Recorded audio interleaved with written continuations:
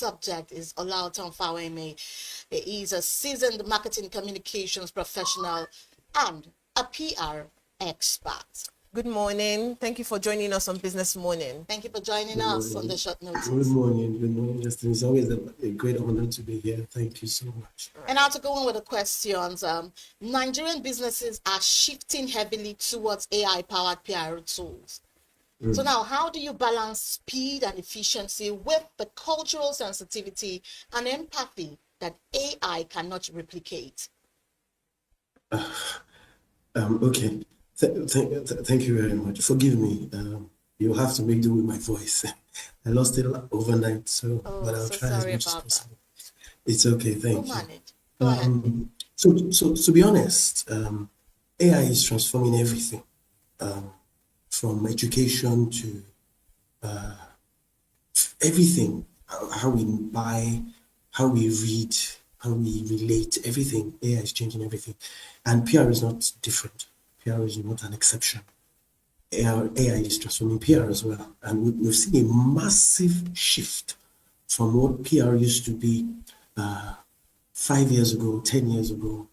I remember vividly the pressure that was on us as PR experts during COVID-19 in 2020. It was massive, and I take it from me, it was massive.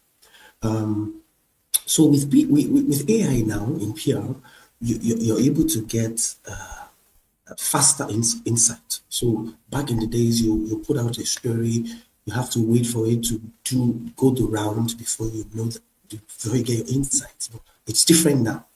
You get your insight on the spot.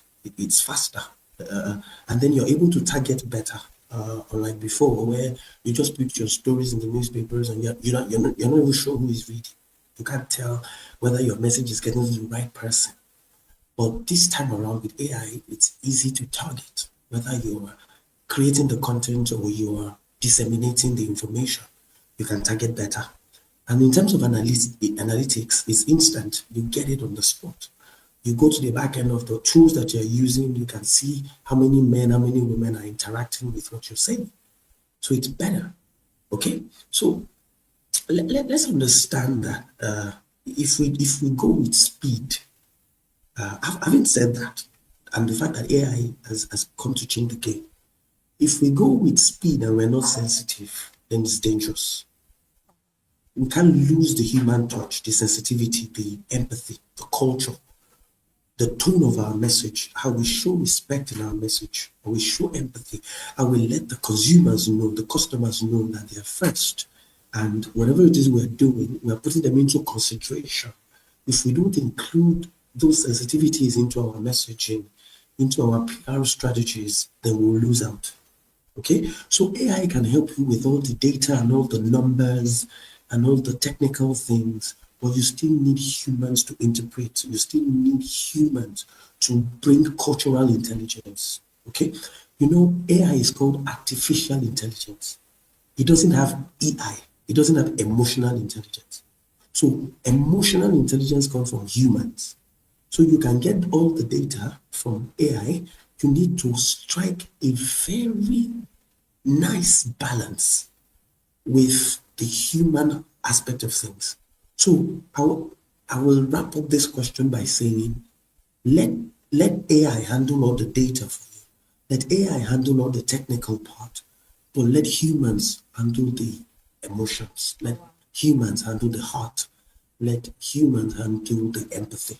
And when you strike a good balance between the two, you achieve great results. Thanks. Okay, short form, let's talk about short form videos now. We know short form videos and influencer storytelling are redefining brand communication. So do you see this as a trend or a permanent transformation in Nigeria's PR landscape? If I'm going to be honest, short form videos and influencer marketing, they are no longer trends. They have come to stay. It was introduced some years back. Initially, it felt like it was something that would be done briefly and will go away. But unfortunately, young people, different people are coming up every day and they are making it, they are expanding the market. There's nothing we can do about it. It's modern communication. The last time I was here, I said Gen Z to take over. When you look at how big brands are even throwing shades on social media, somebody was talking. I'm in a group of African marketing communication experts, and there's a campaign somebody was trying to do, and he needed experts to join. And he said, "Oh, we have somebody from Ghana and South Africa. Are we going to get somebody from Nigeria? Let's start the jollof fight again, or something like that." Okay, so you see all those jollof fights, all those football fight, all those things, and you see brands even tapping into it, and you see the people in comms in all those big companies even jumping on trends in a very subtle way. It's all it's the new way to communicate, and that's the truth. So Nigerians, and not just Nigerians, people generally this age and time, they consume information very quickly and very sharply. They're very visual. So they want the information to come in a way they can see it, because seeing is believing, like they say. They want to see it, and when they see it, they are able to react to it quickly. So the attention span is very low. When you don't catch them in the first 5 seconds, they just scroll, they just move. So you see brands going towards short videos, using TikTok influencers, Instagram influencers, and then they lean on them to spread their message, their brand message, to the wider audience. So in terms of awareness, in terms of bringing your product in the faces of more people, you want to leverage influencers. You want to use short form videos to catch the attention of people who don't have very long attention span. So the future of PR, if you ask me, is going to depend heavily on people who can craft the right messaging and put it in a very short form and put it out there for people to see. So the shift is permanent, if you ask me. It is how we are able to adapt to it, how we see it, how we share it, and how we believe in the story. That's all that matters. But if you think that short form videos and influencers will go away in a short time, I think it's not. That's not going to happen. Mr. Olaotan, you have a voice challenge, but you're still dishing out a lot for Nigerians. So now, right about now, many Nigerian firms now prioritize purpose-driven campaigns. So do you think this is genuine and social commitment, or just a branding tactic to actually win consumer trust? Oh, so one thing I've noticed over the years is people don't really care that you want to sell the product. Purpose-driven campaigns. If you see one of the biggest different places that I've gone to train young people in marketing communications, I've shown them a few videos. One of the always the girl, always like a girl campaign, was a short video about the misconception about how girls say don't do this because you're a girl and things like that. It wasn't about selling always. It was about shifting the mindset. If you look at the Gillette father-son advert, where the son was shaving his dad, when I watched that advert, I shed a tear because I remembered my mom. It connected with me. Brands who know what they're doing are moving towards connecting with the people. So it's not just about selling, it's about purpose. It's about having a cause. It's about driving towards something. You look at the environment, you look at the youth, you look at the women. How can we use our brand? How can we use our product to empower them? So the challenge now is, how do you separate sincerity from just brand tactics? And a brand that does not understand CSR, sincerity, empathy, empowerment, is very easy to know. And the people are smart now, they can tell. Nigerians are very discerning.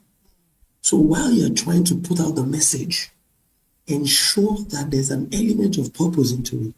It's not just about the campaign. It's not just about showing them your product. It's about showing that you really care about them. Okay? I did a campaign for one of the brands I worked with. I called it business with humanity, doing business with humanity. And that campaign was a huge success. What we were trying to do is that it was a financial institution. We're not just collecting your money, we're not just using your money for business, we're also giving back to you. We're also helping the society. And we did a full documentary and it was a huge success. Okay, so what I would say to brands is that check your staff policies, check your community impact, check your long-term commitments. You know, make sure you're not just blabbing, you're not just giving empty words, not empty PR. Make it as authentic as possible. Make it as purposeful as possible. And then let them see that you care about them more than the product you want to sell to them. All right. With the crisis escalation happening in minutes on social media, how prepared are Nigerians, our Nigerian brands, with real-time crisis management framework? I'm not exactly sure that Nigerian brands are 100% prepared. And I'll say this. I think to a large extent, PR is underrated. PR, in marketing comms, in IMC, Integrated Marketing Communications, we call PR the poor cousins. Because of how brands, most people in brands, how they see PR. They see PR as, is it not just to write press release and put it in the newspaper? Oh, PR is more than that. Is it not just to call influencers and tell them to talk about the product and we'll be fine? No, PR is more than that. Crisis now escalates in minutes. One video, one text, one tweet, everything goes wrong. So a brand needs to have reputation, and that's what PR does. It's called public relations. It builds a reputation. Reputation is not what you build in a minute or a year, or not a month, not a year, not even 3 years. It's over time. From one thing to another, you do this today, you do that tomorrow. You talk about it. Somebody talks about you, another brand talks about you, an influencer talks about you, and people begin to build trust over time. So let's not wait until there's fire before we're now trying to quench it. Let's be proactive. I love proactive PR because it prepares the ground for you. You know, I said the last time that there are only two types of brands: the ones that already have crisis and the one that will have crisis. So we can't run away from it. So don't wait for crisis to happen. Be ready. Be proactive. Have a crisis manual, crisis communications manual. That's what we call it. If this happens, this is what we do. If this happens, this is what we do. That's being prepared. Have people, your spokesperson, have people that understand communications, not just people who jumped into it because they don't know, they don't have any other thing to do, and they have opportunity in a brand to be in the marketing comms. And most times they always feel like they know communications, but they don't. So don't assume. Have a framework. Empower a spokesperson. Make it important for your brand to have a plan for crisis. And importantly, be sincere in your messaging. Okay? Don't try to be smart with people because they won't understand. Be sincere, be open, be quick, be transparent. Put a human tone to it. Okay? And don't forget, build your reputation from now and let it be strong over time so that if anything happens, you can lean on your framework, the reputation that you have built over time. All right, we'll go on a short break. When we come back, we'll still be with Mr. Olaotan talking about measurement and the return on investment and also return on objective. We'll be right back.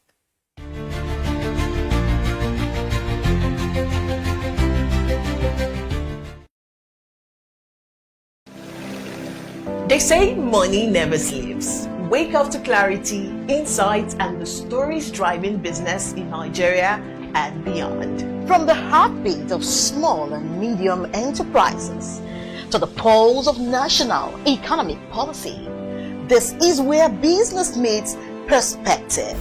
With expert guests, real-time analysis, and stories that matter to you, we go beyond headlines to bring you the full picture. Join us every morning as we break down the numbers, decode the policies, and spotlight the people shaping our economy. This is Business Money.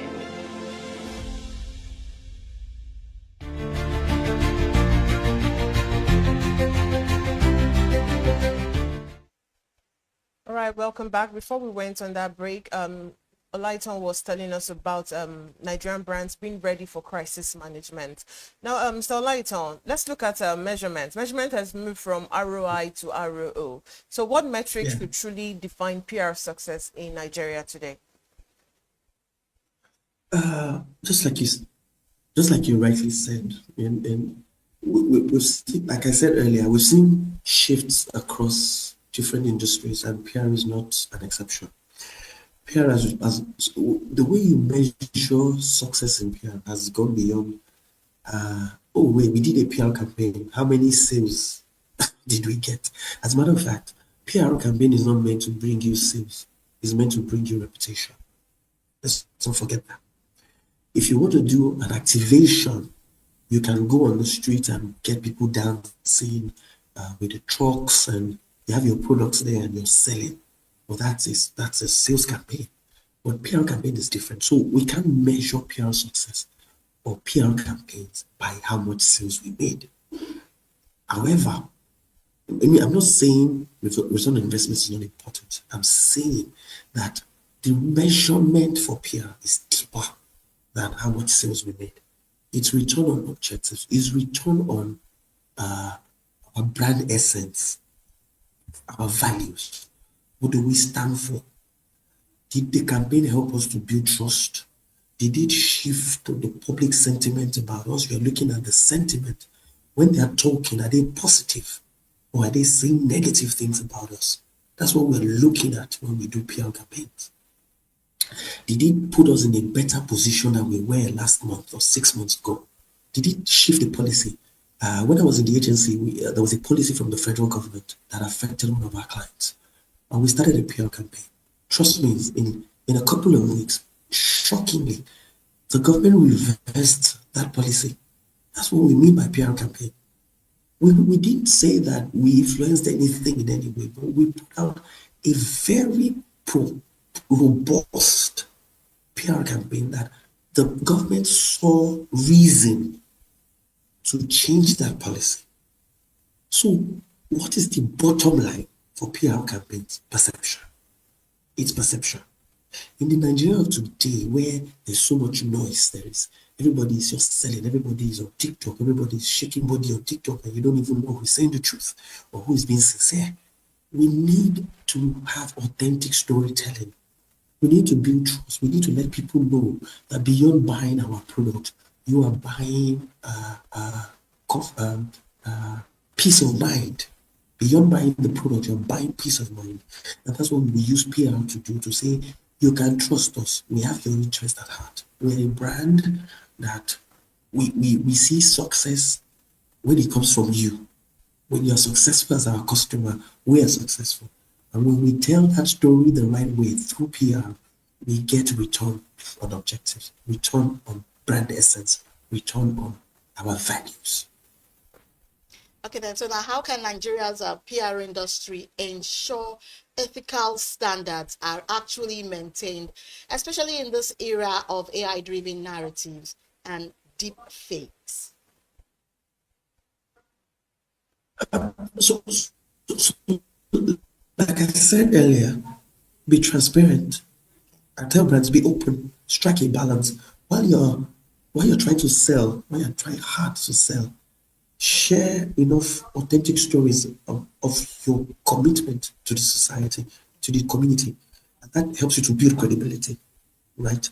So don't be too hasty, all right? In Nigeria, you need to really chill, because some of the models that we see in developed countries or Asia and Europe, they don't really sit well when you try to replicate them in Nigeria. I've seen that in over 15 years of my marketing communications experience. It doesn't work verbatim. When there are operational challenges, acknowledge them. There's a current story going around now of one of the biggest companies uh, having a crisis with somebody who just lost their life. You want to be open. You want to come out and say you want to bring out your sincerity. You want to show that you're doing everything in your power to fix that problem. That's what Nigerians want to see. They want to see transparency. They value responsibility. Be accountable as a brand. I call it radical transparency. Be radical in your transparency. Know what to say and how to say it. That's what makes you a good communications person. Know what to say and how to say it. Okay? So, in context, let me bring this context. Be vulnerable, but be strong. Know your strength, but don't show it off when there are crises. Be vulnerable to Nigerians. Let them know that you are sincerely sorry and you're doing everything in your power to make things work. That's what I'll say.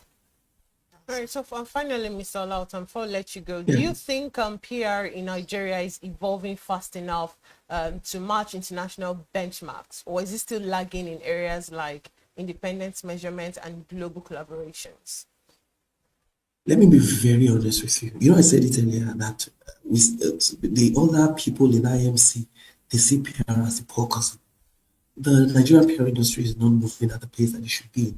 I've had opportunities to work with different people from the UK, from South Africa, even from Asia. It's a different kettle of fish.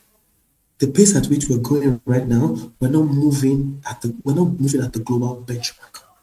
So what we need to do is to be more proactive, like I said. We need to have more people get involved in the industry wide, the associations. We need to have stronger associations, stronger leadership. We need to come together and understand that we need to have one voice. So when one person says, "Oh, this cannot work," you don't find another PR expert going behind to say, "Don't worry, whatever you have, I'll do it," and then makes the job looks like it's granules, it's peanuts. Okay, PR is not journalism. Journalism is different from PR. And when people say, "Oh, you work in the newspaper, come and do PR for me," and the person says, "Oh, yes, I can do it for you," I'm like, no, they're two different things. Yes, we have journalists who are sound PR experts, and we have PR experts who understand journalism, but we need to separate the two. So let's have more global collaborations. We can never do without partnerships and collaborations. Let's understand independent measurement, because in other parts of the world, independent measurement is very big. So let's pay attention to independent measurement, more collaboration and more partnerships. Let's pay attention to thought leadership. Okay, so when we do all of these things, in the Nigerian PR can then begin to compete favorably with our Western counterparts. We need to do more investment in people. It's sometimes when you see PR people, you think that they are not well remunerated. We need to have more investment in people, in tools, and then, yeah, give it all, go all out for it. The truth of the matter is the world is watching. And if you stand as a PR person in Nigeria and another PR person abroad stands beside you, how are you able to benchmark, to stand, to balance? Okay, so we need to evolve. Nigerian PR needs to evolve, and we need to do it fast so that we're not left behind. Thank you.